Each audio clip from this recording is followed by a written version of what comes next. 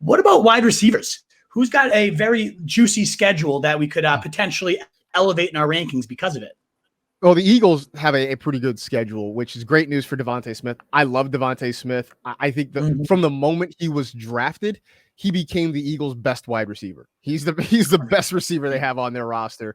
And I know he's dealing with a little bit of a knee thing, and so he's going to miss some time, which isn't great. I'm not really panicked over it. I'm still drafting him in a ton of spots because I think he's going to get 100 targets or more this year. So it's nice to know that he has an easy schedule to, he to me was the best wide receiver. I mean, the best wide receiver in the class. He's the Heisman Trophy winner. And so this just is kind of a cherry on top of the sundae with the fact that he's got a nice schedule down in Arizona, where they got a ton of wide receivers down there. I mean, DeAndre Hopkins is obviously the headliner. Although I've been hearing a lot of interesting reports about AJ Green. I don't know that I'm willing to buy back in quite yet. But there's a lot of hype and a lot of excitement about AJ Green. Well, here's look, man, I live out here on the West Coast. A lot of folks go to retire in the desert, right? They go down to Phoenix and they retire. That's where they kind of so maybe that's what happened in AJ Green. He's getting a little bit of life. It's that dry heat down there. He doesn't have to deal with humidity in the joints. I don't know. Maybe that's going to revitalize him a little bit. But it's an interesting offense. It's an up-tempo offense. Nuke's going to get his 130 targets or something like that, probably more.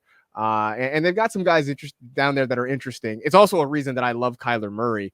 If I can get Kyler Murray as like the second or third quarterback off the board, I'm going to do that as much as possible. And then the other one, you talked about San Francisco and their guys. I am squarely on team Brandon Ayuk. But I like Deebo Samuel as well. I think both those guys are going to find a way to be productive. And I was saying this to someone the other day.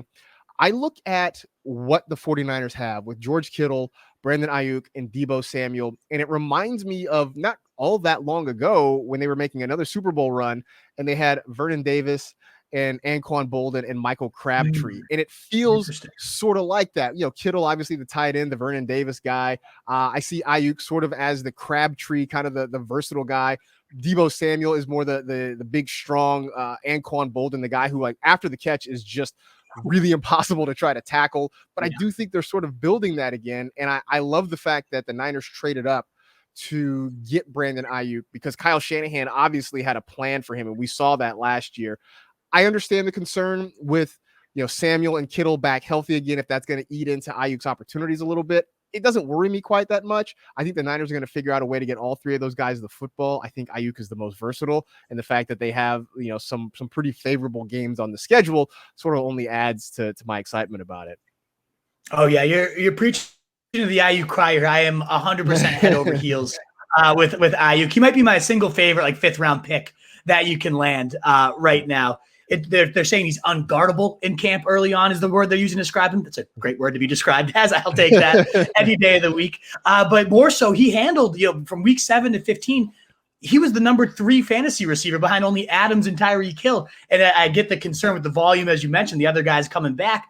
But I don't think it's a bad thing that this guy showed I can be an alpha this early in the gate. I don't imagine they just randomly start to dial it back too much.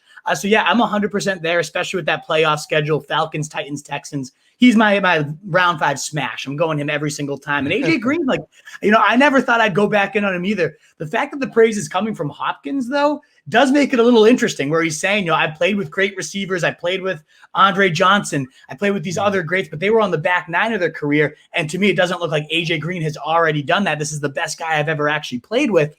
I'm with you. Maybe it is just the retirement, go one last ride off to the sunset in that beautiful Arizona sun. So I'm with you there. DeVonta Smith, I'm also not panicking over the injury. In fact, it's not that I like the injury, but I do like that the team has already come out and said, we don't need to rush him because he's so pro-ready. He's already showed enough. He was already dominating camp so well that, hey, we can take our time. It's nothing serious. We'll just let him rest, and he'll be good to go for week 1. So I like that a lot. What about in terms of the wide receivers, the worst schedules that we have lined up here? This one hurts because there's a lot of really good names on this list, man. The first one, the worst one is Allen Robinson, which it hurts my heart because I love Allen Robinson. And it's like he finally gets some help at quarterback, whether it's Fields or Andy Dalton. Andy Dalton really might be the best quarterback he has played with. It's true. At least I don't know who his high school quarterbacks were, but certainly you look at his college time and his NFL time, Andy Dalton might be the best quarterback that he has played with. But the schedule is not particularly good. They got the Rams, they got the Packers, they got the Niners, they got the Bucks. That's not really exciting, but Allen Robinson throughout the course of his career has been great at making chicken salad out of what. And so that sort of helps me keep the faith. I'm still drafting him, in as many places as I can, because at this point I just believe in Allen Robinson, the player, regardless of the circumstances. The next one is the Browns receivers with OBJ and Jarvis Landry.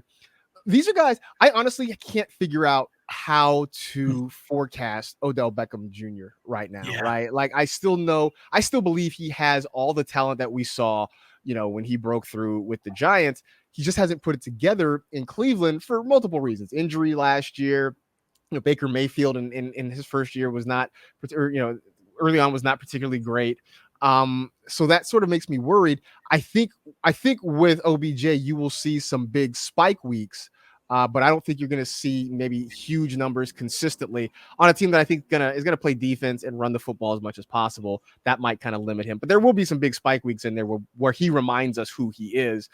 The other one is Keenan Allen, who, again, sort of like the way I feel about Allen Robinson is how I feel about Keenan Allen, right? He will just produce. Give the opportunity, he will produce. I think we want as many pieces of the Charger offense as we can get because we all love Justin Herbert. We love Austin Eckler. We love Keenan Allen. I like Mike Williams. So that is certainly exciting. So this is one of those things where, like I said, you don't lean too heavily on strength of schedule. It's kind of a piece of the puzzle. I believe in Keenan Allen, so I'm not so worried about what he's going to be facing this year. Yeah, I'm in full agreement with your assessment of all these guys. I think Allen Robinson and Keenan Allen are just too good, and you can move them all over the place and avoid the tougher matchups. Robinson worries me, I guess, only a little bit in the sense that like the Rams and Packers both feature two really good shutdown corners, and Jair Alexander and Jalen Ramsey. But even still, we've seen Robinson go toe-to-toe with the best and still beat them. So I'm not too concerned with him or Keenan Allen. There should be volume. I am a little bit worried of the Browns, not because I don't think they can beat good coverage, more so because their run game schedule, as we talked about earlier, is so simple. It's so easy. Why would they get away from that? That means they're probably going to be pounding teams more often than not, which means Beckham and Landry, yes, off the play action, could have some of those big days, big games, but I do think it's going to be tough to project, as you said, given how they want to beat teams and how they want to play football and the schedule aligning for that to work perfectly for them. So, yeah, I'm with you. What is up, you fantasy wolf? Thanks so much for tuning in. If you haven't already, share your thoughts in the comments, check out some more videos, and join the newest Wolfpack by subscribing below.